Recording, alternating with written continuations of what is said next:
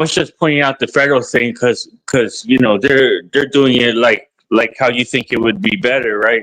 Because I kind of I believe in that too. But you know what? Another crazy thing is about the system, Cat, is that like even down to like the lawyers, you know, trying to defend people in the system. Like I've heard it myself, right? Like I've actually heard real lawyers in real life say this. Um, but I've also heard it like you know I've also heard it elsewhere, right?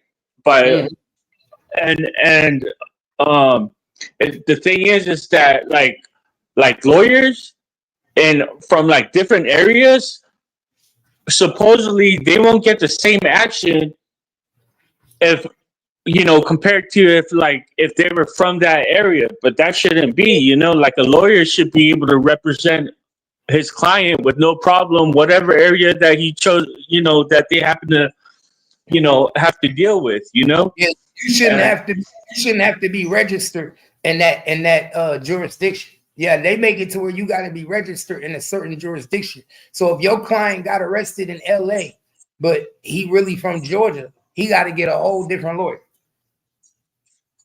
and then you know about Diddy, right?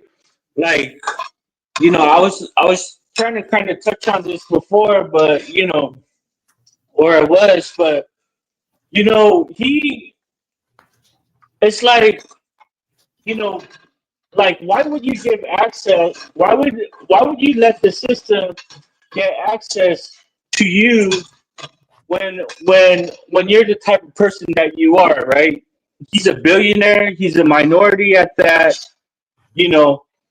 But it's like you're gonna you're gonna indulge in vices that's gonna get you caught up. You know, like to solicit uh, an escort to prostitute themselves. That's just that's that's criminal. You know, it's like he he threw his life away the minute he did that. You know, Nah, real talk. Nah, real you talk. know, You ain't never lied. people talk about like you know don't let like don't let yourself be a victim of like you know the way the world is. You know, like he really just like indulged in his evils and now he's going down this way. You know, like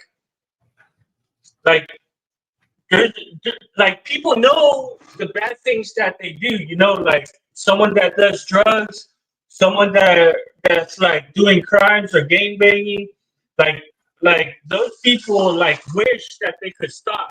You know, when that fella is in there for his second strike, he's talking to himself, talking about, damn, I hope I never come back here. You know, like Nah, he needed to have those type of conversations with himself when him and Cassie were getting escorts to prostitute themselves.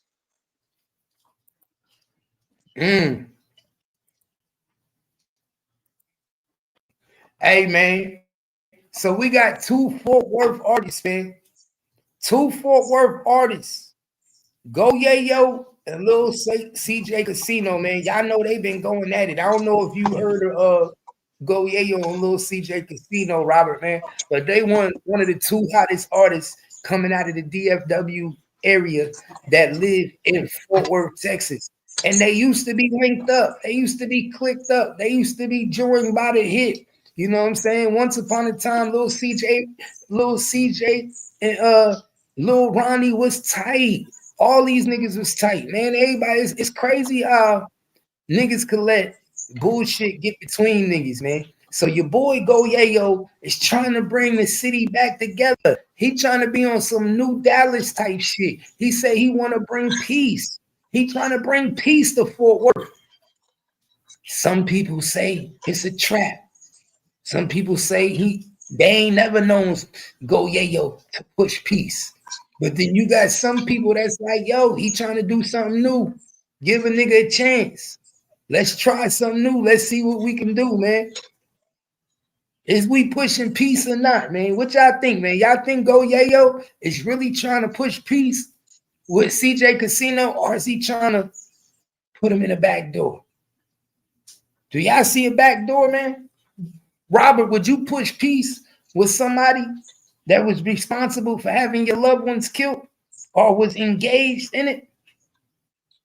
Could you those guys gotta have, some of those stories that I find out about, and I get I've kind of become accustomed to those stories, not in a bad way, just saying that, I'm familiar with them now, right? So once I'm familiar, once somebody's familiar, it's kind of like an education, it's kind of, oh, about it, right? But like I think the one of the hardest things that can form is forgiveness. I think some people in society do well, maybe not so much forgiveness. They have to let it go, but then for some people, that's not such a or that's not in their nature to do that. Like, not only not in their nature, but they'll actually do something about it. Like, some people, they won't let it go, but they won't never do anything about it, right? That's how a lot of people are. But like, some people, they'll actually do something about it, right? And violence can be contagious, and but there's stories about, about people, even in jail, when people go to jail, they run across, rival people, but then they got to control themselves, right? But then but then there's some, there's things like beyond that, where they make actual, different people, they make agreements, it's cool, but how do those people do that? It's people, if people are offing each other, one guy or the other got the last kill, and it's just going to be like that. That's flat out how it's going to, map out, and it's like, so you basically it has saying to stop. So you basically saying it's hard to push peace when somebody got the last kill. Other person no. I'm saying that people have to, because someone is going to have the last kill, but it has to stop somewhere. So it's like, whoever it was,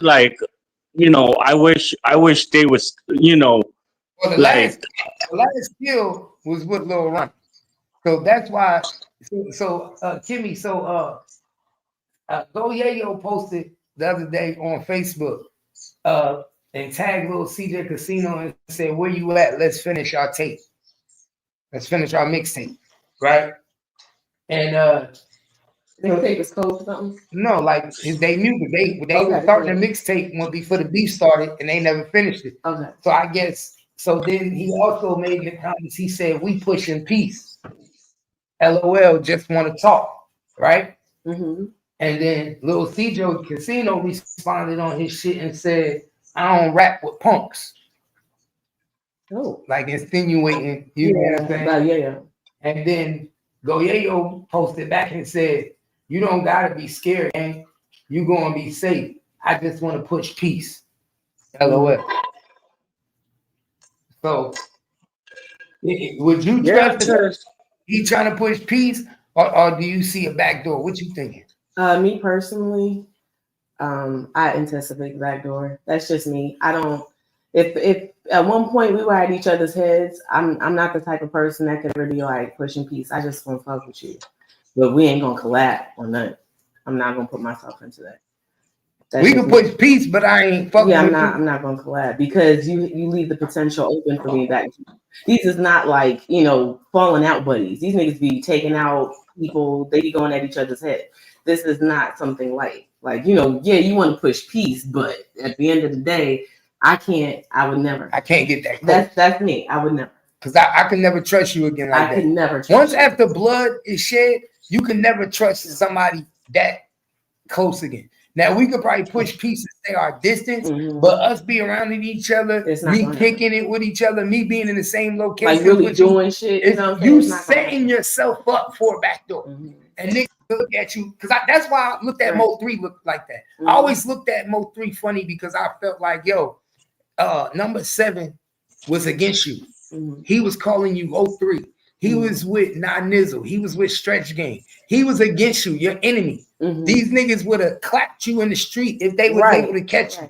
And then when his gang break up, he want to be friends with you and you sign him. How could you ever trust this nigga again? Dangerous move. So when Mo 3 died and they said number 7 was the first one at Jossie house, and they was like, how you know where I live? I'm thinking strange. I'm thinking that's why I say y'all niggas need to pay attention because it be niggas that you niggas be taking in, niggas that's supposed to be your enemy. Right. I never trust a nigga who claimed that started off my enemy. My enemy. Right. You started off my enemy. I can't trust you. Friends close to enemies. No, motherfucker, no. No, I know where my enemy is. I can't fuck with you. Period. Stay over there. Right. Stay over there. Because I know who my enemy is. Ain't no sense of keeping you close to me. Exactly. So that's why I tell little CJ, that's why he made a smart comment. He like, nah, fuck that. Y'all got me fucked up. We can push peace. But guess what? I ain't about to do no mixtape. I ain't do nothing. I'm a mind my motherfucking business. Right. Know why? Now we could do a song from apart. Right. Like you send me the track, I'll send the track back, and you can put it together. You can push peace and never be in the same room. You can push peace and never be in the same city together. Right. You see what I'm saying? You can push peace and do an album together. What up? You can do music in 2 different locations if y'all really want to push peace. But I wouldn't trust a nigga to be in the same room with him, be in the same location, because I would always think the back door, because you might not want to do it, but you can't control what the next nigga do. Exactly. So me and you pushing peace, the next nigga still got a problem. And say we still gonna backdoor that nigga. Right. We gonna get that nigga. Him, oh, you ain't got to be scared. No, nigga, I'm wise. Nigga, fucking with none of these niggas. I know you niggas look at me like I'm the reason Lil Ronnie died. You know them little niggas that killed Lil Ronnie is connected to casino games. You see what I'm saying? But I put myself in a position where you niggas could get at me. Right. That would be tough. For whatever reason, I was thinking that these guys would have to deal with each other, but you know, them going about their separate ways is you know, another answer too. Like they could they could leave it at where it's at and just go about their separate ways. They don't have to do something together. Why would they have to do that? You know, especially after what happened.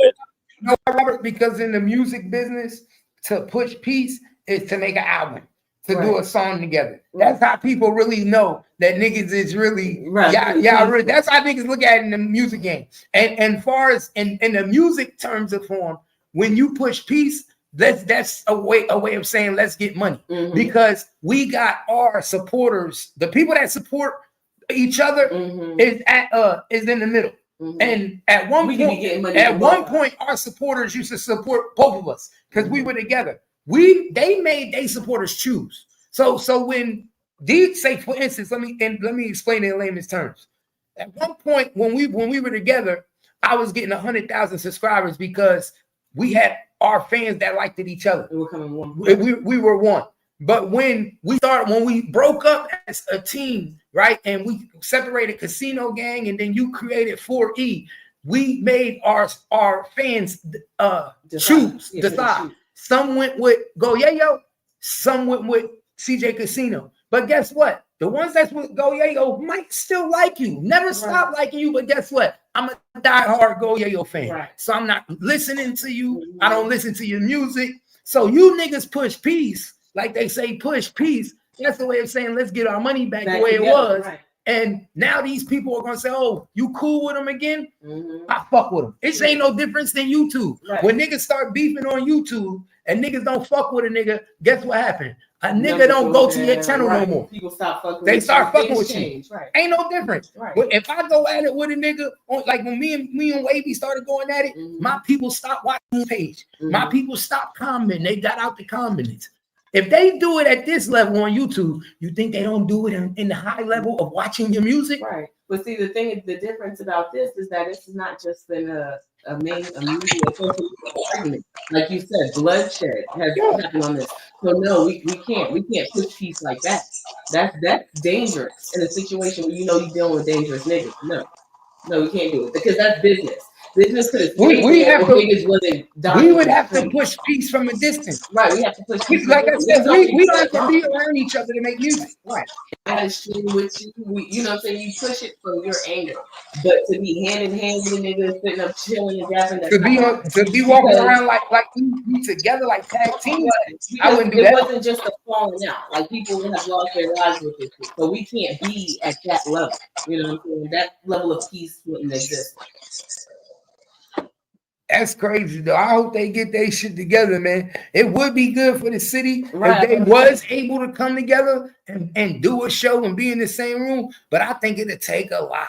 It's going to take a round table. It's going to take a meeting. It's going to take big people in the city to come together. It's going to take niggas that really want to sit down and do it, because it's not the big niggas you got to worry about. It's the little niggas. The little niggas making these decisions. Because if the big niggas come to the table, then business is back on the table. We coming from everything that happened and where we're gonna go from now. So can't nobody touch nobody. And niggas got problems. This, that. Yeah. That's only bringing it back to the city table. But other than that, it wouldn't happen. Be the little niggas you gotta watch. Trust. Because, for instance, remember when Tupac got shot in Quad Studio? Remember in the movie, motherfucking Asian Jack was like, who did it? Who organized it? Trying to organize. I didn't call that. I told y'all we was good. Who did it? And remember the one nigga was at the bar like, shit. We had that nigga. And that's what happens. There's always one nigga that's not down with what you got going on and stands on all 10. All 10 say, nah, that nigga need to be got. Right. And that's remember when they wanted to get him, Asian Jack was like, nah, he good. Don't worry about it. We're not gonna let the little nigga make it. Right. And the other niggas was like, man, they felt differently. Like, nah, this nigga need to be. But that's why I said, my nigga, half of the time, it don't be the head nigga that call the shot. It be the young YNs that be on the block. Right. I'm running out of control. That's what little CJ saying. Nigga, he's gonna say, oh, you scared? No, nigga, I ain't no fool. It don't have to be you. It could be some other nigga. Like, I gotta play with that. I ain't even gonna do it. That shit crazy. That shit crazy, Robert. That's the shit that's fucked up for a nigga. That's the street shit.